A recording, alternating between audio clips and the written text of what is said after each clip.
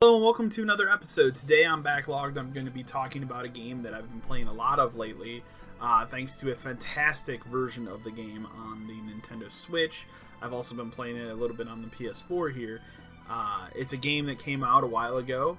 I never really got into, partially because of its religious overtones, and that's something we'll talk about and discuss here today on Backlogged, but it is The Binding of Isaac. Specifically, The Binding of Isaac Rebirth and The Binding of Isaac Afterbirth, which I have on the Nintendo Switch and the PS4.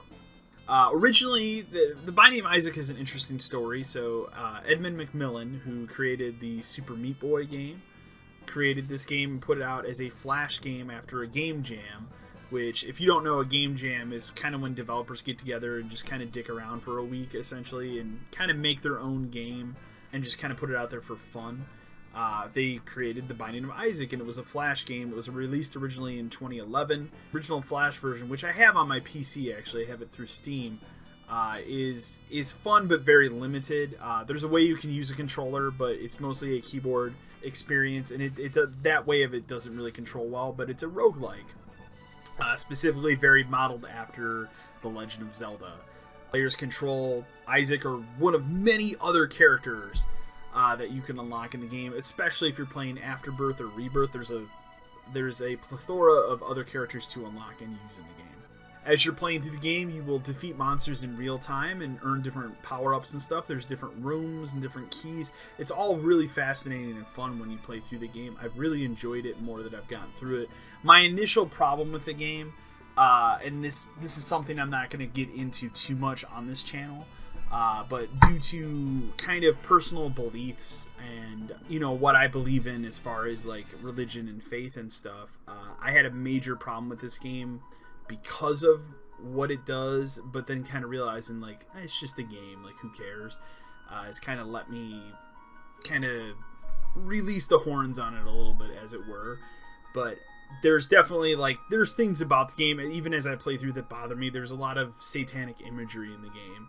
And yeah, as someone who, said Doom was my favorite game of last year, and Doom is a very satanic game when it comes to that kind of stuff, but you're killing the demons in that game. And I guess in this game you're killing demons too, and that's what it comes down to. At the end of the day, it's just a video game. Who cares? But game designer Ed McMillen created the game to showcase his feelings, both positive and negative, in the aspects of religion that he came to discover from, personal conflicts between members of his family that were either Catholic or born-again Christian, which is, something I know all very well. Originally, the game was actually meant to be ported over and released for the 3DS, but Nintendo backed out of it due to the religious overtones in the game, which is kind of funny because obviously later on the game did come out to the Nintendo 3DS. And then obviously, so the version that I'm playing here for Backlogged was put out in 2014. He partnered with the developer Nicholas to create the Binding of Isaac Rebirth, or the Binding of Isaac Afterbirth, which is the Switch version that I'm playing, which is a much more improved, it runs at 60 frames, version of the game. There's more characters, there's more power-ups, there's more bosses, there's a lot more stuff to do in the game. I will say that I bought this game for the Switch. Through PlayStation Plus, I got Rebirth, whenever that was, like a year or two ago now. And then for my Nintendo Switch, it was kind of a last-minute purchase for me because I already had Zelda. It was a very last-minute decision for me to get this game on the Switch. Where I go to pick up my games, they only got very few copies of Binding of Isaac Afterbirth. And because they did that limited first run edition of the game that has the manual and stuff. In fact, I'm going to get the game here. So this is the game right here. This is the first print edition of it. They've since come out with a different print of the game. And as I'll show here, and I think I showed this in another video, but Afterbirth comes with a really cool manual. It also comes with some stickers that you can see in here. But the manual is just like, it's really cool just even to look at. As you can kind of see, I'll kind of try to lean in here. It's essentially a play-up of the original Legend of Zelda guide. And that's really cool. The newer versions of this have better artwork as the cover art for the game. Unfortunately, it doesn't have manual anymore. That was a first print run exclusive thing only, but I'm really glad that I picked this up. As someone that played a little bit of it but just really didn't get into it on the PS4, I've now found myself going back and even playing that version, which all the footage that you're seeing in this video today comes from that version of the game. So what is The Binding of Isaac? The Binding of Isaac is a game where essentially it kind of loosely tells the story from the Bible. Kind of maybe set more modern, I guess. I don't know, but essentially, in this telling of the story, and again, it's a video game, so I have to let go of some things that I don't agree with.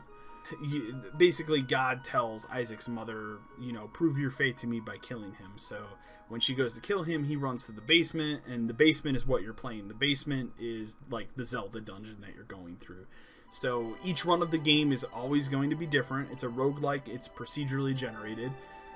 Every time you run through the game, it's going to be different, and that's one of the aspects of the game that's really cool. You might have a really good run. You might have a really bad run. As someone who really loves Rogue Legacy, and at some point I will talk about Rogue Legacy on this channel. It's one of my favorite games of all time. This game is really good in that sense of being a roguelike, but Rogue Legacy is like a roguelike Castlevania. This has more in lines with Zelda, but it's a shooter, if that makes sense. So you're shooting your tears. But those are like the bullets that you're shooting, essentially, in the game.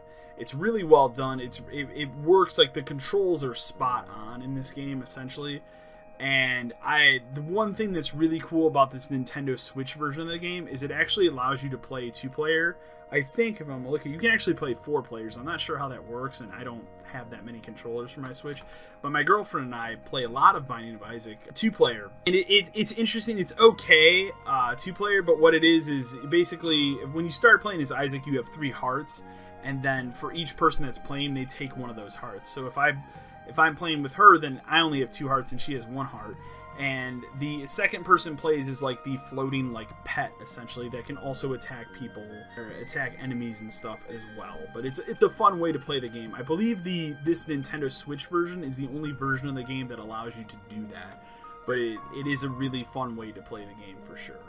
At the end of each dungeon area, you have a boss that you will fight, and the bosses are going to be different. Like, you might fight the same boss a lot in the game because obviously the pool of bosses isn't going to be that big. But the room that they're in might change. There's sometimes I fought a room that the room is really small, but the boss is, taking up a good chunk of the room, essentially. You might find bosses, and I will say at like 20-25 hours into the Switch version of this game, sometimes I'm finding bosses I haven't seen yet. So I don't know how many bosses are in the game. But you can pick up different items that will change things in the game. Every run of the game is going to be different. My personal favorite power-up is if you get this laser beam thing. You'll shoot like lasers, and those runs are always my personal favorite.